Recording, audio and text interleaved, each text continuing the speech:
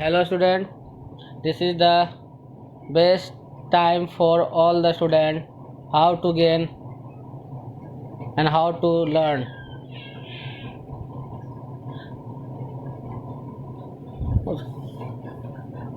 This the school will provide a suitable platform for you.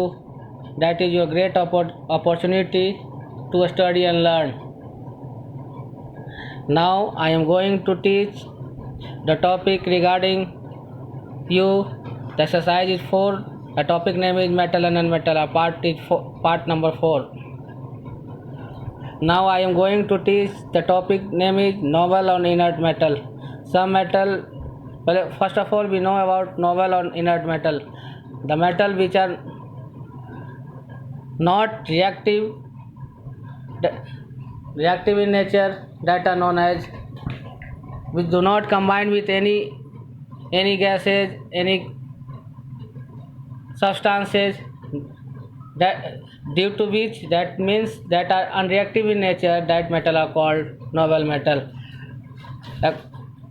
By the electronic configuration in class, we have now compensate you how this is the metal, non-metal or inert gas. Now basically we have to teach only the novel on inert metal. The metal which are remain unaffected in air, ऐसा metal जो अप्रभावित है हवा में, पानी में, acidic solution में, alkaline solution में, जो पाया किस अवस्था में जाता है, फ्री स्टेट में, जो कि किस रूप में, केमिकली रूप से क्या होता है, अनरिएक्टिव. केवल रिएक्टिव कौन होंगे, मेटल और नॉन मेटल होंगे. नोबल गैस जो होते हैं वह अनरिएक्टिव होते हैं, ना किसी के साथ पार्टिसिपेट रिएक्शन कर सकते हैं, ना कुछ कर सकते हैं. तो ऐसा मेटल ना किसी के साथ वह केमिकली ढंग से क्या होगा, रिएक्टिव कर सकता है. ऐसे जो भी मेटल होंगे हमारे कहलाएंगे नोबल मेटल. एग्जाम्पल के रूप में आप लोग के सामने यहाँ दिया भी गया, कौन कौन हो गए. Gold, silver, platinum Nobel metal हो गए. And metallic Laksar remain same for long time. जो उसका मेटालिक लक्सर आया हुआ है वह समान रहेगा लंबे समय तक, खत्म नहीं होगा. ठीक है. अब बात करते हैं अगले टॉपिक की. वो अगला टॉपिक आपका है एलॉय. एलॉय क्या है, दिया गया है एक मेटालिक मटेरियल है जो बना हुआ है दो और दो से अधिक मेटलों का, या एक से अधिक मेटल और नॉन मेटल का, उसको हम लोग बोलेंगे एलॉय. तो alloy is a composition of one or more metal and one or more metal or a non metal. Alloying is can be use to increase the hardness of metal. Alloy का उपयोग हम लोग करते हैं किसी metal के hardness को बढ़ाने के लिए, ठोसापन गुण को बढ़ाने के लिए. It also prevent metal from rusting, मतलब या क्रोजन. और हम एलॉइंग मेटल के रस्टिंग होने और जंग लगने से बचाने के लिए भी हम लोग क्या करते हैं, प्रोसेस का अपनाते हैं, जिस प्रोसेस का नाम है एलॉइंग. ठीक है. द मेटालिक एलॉय जो होता है वह मोर रेसिस्टेंस होता है टू अटैक बाय केमिकल. किसके बचाव से, केमिकल के बचाव से, जिसके द्वारा क्या होगा, केमिकल डालोगे भी तो उसमें कोई मोर रेसिस्टेंस होगा. रेसिस्टेंस का मतलब समझते हैं प्रतिरोध करना, अधिक प्रतिरोध करेगा किसके प्रभाव को. यदि केमिकल यदि इस पर छीट भी देंगे तो वह प्रभाव ज़्यादा छोड़ेगा, उस पर कुछ होने वाला नहीं है, ज़्यादा प्रभाव छोड़ेगा. It can change the property of metal in other way. वह बदल सकता है गुणों के मेटल को दूसरे तरीक़ों से, जो कि टेबल में बताया गया. कुछ कंपोजिशन प्रॉपर्टी और यूजेज दिए गए एलॉय के नीचे निम्नलिखित हैं. ब्रास एक प्रकार का एलॉय है जो किन किन कंस्टिट्यूएंट से मिलकर बना हुआ है, यहाँ दिया गया है. कॉपर और जिंक का. इसका गुण क्या है, इसके अंदर मौजूद है डक्टाइल, मलेबल और कोरोजन रेसिस्टेंस. मतलब डक्टिलिटी वाला गुण मौजूद है, मलेबिलिटी गुण मौजूद है, और कोरोजन रेसिस्टेंस. कोरोजन रेसिस्टेंस का मतलब जंग लगने से क्या करेगा, रोकेगा. रेसिस्टेंस का मतलब रोकना, प्रतिरोध करना. इसका उपयोग इसी कारण हम लोग उपयोग करते हैं बर्तन बनाने में, कांटी बनाने में, स्क्रू बनाने में, इलेक्ट्रिक गुड्स बनाने में, कार्टेज बनाने में. कंटेनर कार्टेज होता है जो हम लोग प्रिंटर में यूज करते हैं, वह बनाने में. पार्ट्स ऑफ वॉचेज, घड़ियों के हिस्से को बनाने के लिए. म्यूजिकल इंस्ट्रूमेंट बनाने के लिए. दूसरा जो एलॉय हमारा ब्रॉन्ज, जो बना हुआ किन कंस्टिट्यूएंट का, कॉपर और टीन का.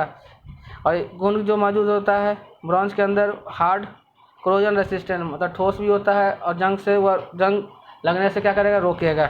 इसका उपयोग हम लोग स्टैचू, इमारत बनाने में, बेरिंग बनाने में, जो हम लोग साइकिल हो गया, मोटरसाइकिल हो गया, जिसमें बेरिंग गोल सा होता है वो लगा.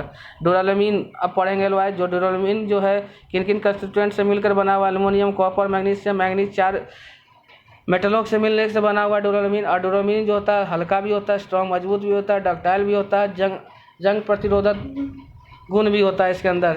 इसी कारण हम लोग जब एरोप्लेन के बॉडी को बनाते हैं, मतलब बॉडी का मतलब ढांचा, जो उसका बाहर का जो एरोप्लेन का ढांचा होता है, उस दौरान हम लोग जो एलॉय का उपयोग करते हैं, जिस एलॉय का नाम है डुरालुमीन, इसी एलॉय का उपयोग किया जाता है। व्हीकल्स के अंदर भी किया जाता है, ठीक है। गाड़ियों में, प्रेशर कुकर में भी किया जाता है, किस एलॉय का? डुरालुमीन का।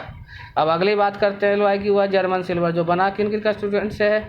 मेटलों से मिलकर बना हुआ है। दो और दो से अधिक मेटल का मतलब बताए थे तुम आप लोग को। कॉपर हो गया, जिंक हो गया, मेटल और निकल हो गया। ये तीन एलिमेंट के मिलने, तीन एलिमेंट मतलब तीन जो है मेटल है, उनके मिलने से ये एलॉय बना है, जिस एलॉय का नाम है जर्मन सिल्वर।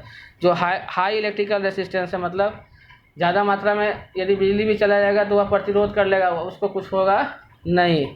उनके अंदर हाई रेसिस्टेंस वाला, प्रतिरोधक वाला गुण मौजूद है। इसका उपयोग इसी कारण बर्तन बनाने में किया जाता है, इलेक्ट्रिक हीटर बनाने में किया जाता है और रेसिस्टर बनाने में किया जाता है। अब अगला जो हम लोग पढ़ेंगे एलॉय का, हुआ है मैग्नीशियम। मैग्नीशियम जो है दो कंस्टिट्यूएंट से मिलकर बना हुआ मेटलों के, एल्युमिनियम और मैग्नीशियम। वह हल्का भी होता है, लाइट भी होता है, स्ट्रॉन्ग भी होता है। इसी कारण इसका उपयोग हम लोग बैलेंसेज बनाने में करते हैं, बैलेंस तराजू और अदर जो लाइट इंस्ट्रूमेंट, हल्के जो यंत्र है उसको बनाने में करते हैं। बॉडी जो होते हैं एरोप्लेन और व्हीकल्स को, उन जगहों पर भी हम लोग इसका उपयोग करते हैं इस एलॉय का, जिसका नाम है मैग्नीशियम। डुरालुमीन का भी उपयोग होता है, मैग्नीशियम का भी उपयोग होता है। अब अगला जो पढ़ रहे हैं एलॉय, वो स्टेनलेस स्टील। यह जो तीन कंस्टिट्यूएंट से मिलकर बना हुआ आयरन, क्रोमियम, निकल के हार्ड और रस्ट प्रूफ होता है, ठोस भी होता है, रस्ट प्रूफ। रस्ट का मतलब हो गया रस्टिंग, मतलब इसके अंदर किसी प्रकार का जंग लगने कोई बातें नहीं।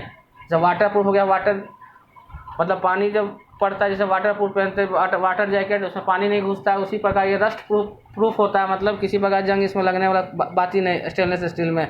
यह ऐसा एलॉय है। इसी कारण इसका उपयोग किया जाता है काटियों बनाने में, टैंक बनाने में, बॉडी ऑफ शिप, जहाज के बॉडी को बनाने में, और दूसरे जो व्हीकल्स हैं, ब्रिज है, रेलवे लाइन है, उन जगहों पर इस एलॉय का उपयोग होता है बनाने के लिए। अगला जो है सोल्डर जो है दो कंस्टिट्यूएंट जो है सोल्डर के कौन कौन है मेटल के रूप में? लीड और टीन है, जिसका मेल्टिंग पॉइंट गुण के अंदर मौजूद है। मेल्टिंग पॉइंट कैसा होता है? लो। इसी कारण इसको हम लोग जब दो मेटल को जब जोड़ते हैं, सोल्डिंग करते हैं, उस जगह पर इसका उपयोग होता है, जिसको हम लोग सोल्डिंग भी बोलते हैं, सोल्डिंग तार। जब दो मेटल को जोड़ना रहेगा तो एक एलॉय जिसका उपयोग करना पड़ा, जिस एलॉय का नाम है सोल्डर, ठीक है। इसी से आपका चैप्टर पूरा समाप्त होता है। अब अगले पार्ट में आपको आपके जो क्वेश्चंस हैं, fill in the blanks, true false जो भी हैं क्वेश्चन आंसर, आपको स्कूल के द्वारा, माध्यम के द्वारा आपको भेज दिया जाएगा। आप अपने सब कॉपी में जो भी दिया गया उसको अपने नोट कॉपी में उतार लेंगे।